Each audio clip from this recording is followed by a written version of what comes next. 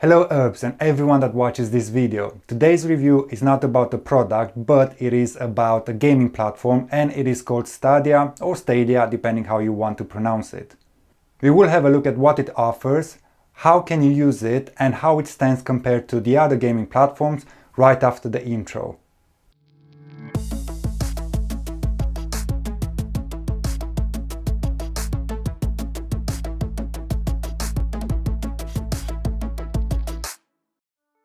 Stadia is a cloud gaming service developed and operated by Google.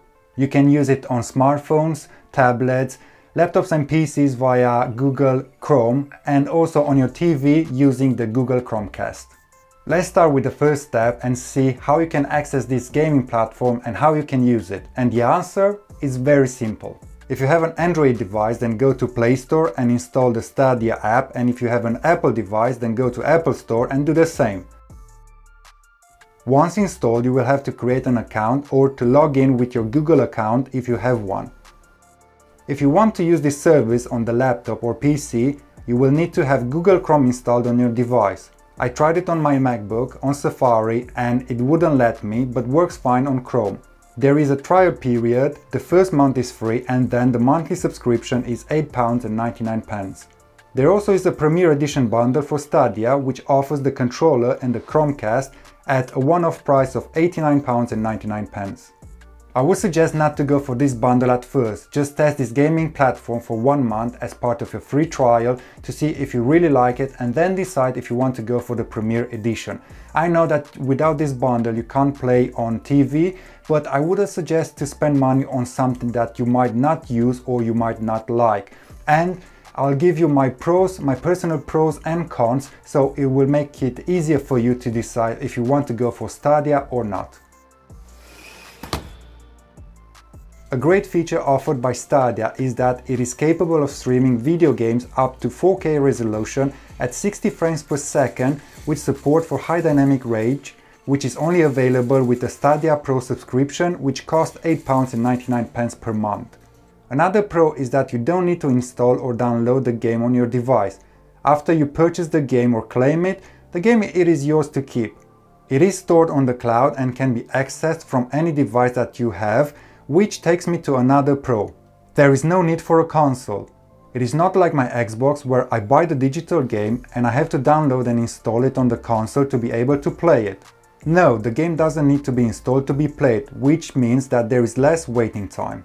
Just to give you an example, recently I purchased the physical copy of Call of Duty Modern Warfare. I know it is a 2019 game, but I've never played it and I was actually eager to play it and to test it. And yeah, after I've installed it, which it took me around 4 hours, 120 gigabytes to download and install, I've noticed that there are some issues with the game. Well, issues meaning that not all the add-ons were installed.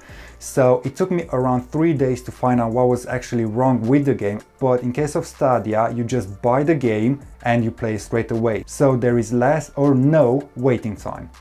Another pro is that you can use a PlayStation or Xbox controller or even connect the keyboard and mouse via Bluetooth. But if you play on the laptop or on the PC, then you already use the mouse and the keyboard.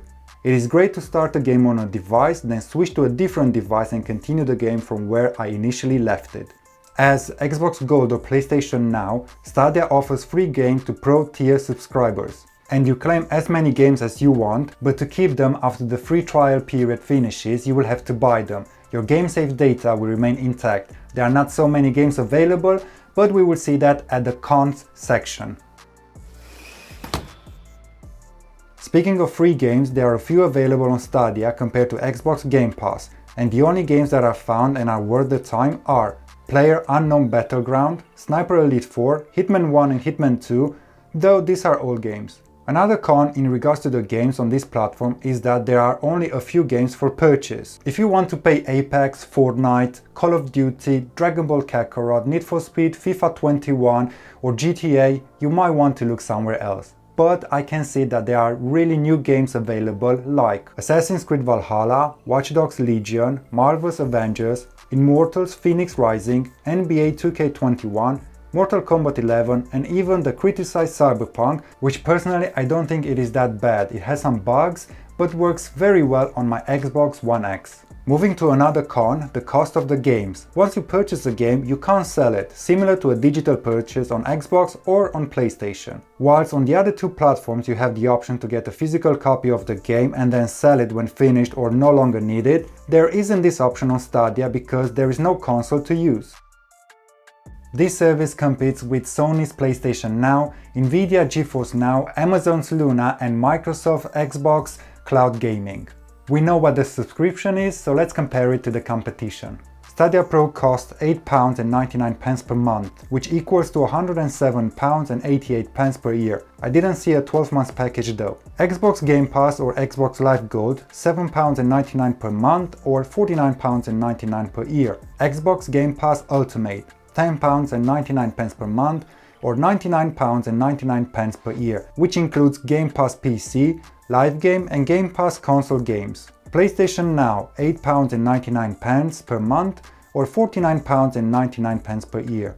GeForce Now, £24.95 per 6 months, billed monthly or every 6 months, so that is £4.16 per month or £49.99 per year. I won't get involved with Amazon's Luna as I know nothing about it, but the price is $5.99 per month and it is restricted to continental US for now. If we draw the line, Stadia Pro comes on top as having the most expensive subscription per 12 months. Now you will need to add the cost of a console, PlayStation or Xbox.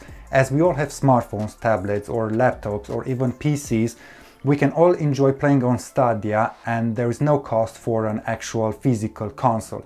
Well, there is the cost for the controller and for the Chromecast if you want to get the Premier Edition. Another important thing to consider is the cost of the games. In most cases on Stadia, the full price has to be paid to purchase a game which cannot be sold after. This is different on Xbox and PS, where there is the option to get a physical copy of the games which can be sold after. Plus, there are all kinds of offers on different shops. Or you can get a used game via eBay at a low price if you are lucky. Where Stadia shines is the possibility to play a game on different devices, so I won't need to take the console with me. For example, I can go to my brother and log on my Stadia account on his laptop and play the game, or I can take the controller and the Chromecast with me, which don't take much space. I am sure that this cloud-based gaming platform will be more developed in the future and will rival PS Now and Xbox Game Pass. What I would suggest is to try it out. Just go for the 1-month free trial version, and if you really like it, then you can go for the Premier Edition so you can play it on your TV.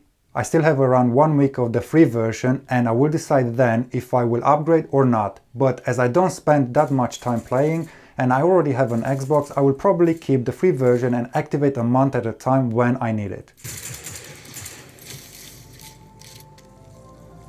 It has been a lot of fun to do this video and put it together, so if you enjoyed it, just hit the like button and a subscribe is highly appreciated as always. There are more video reviews coming up, so hit the notification icon to see them first. Thanks for watching and I'll see you in the next one.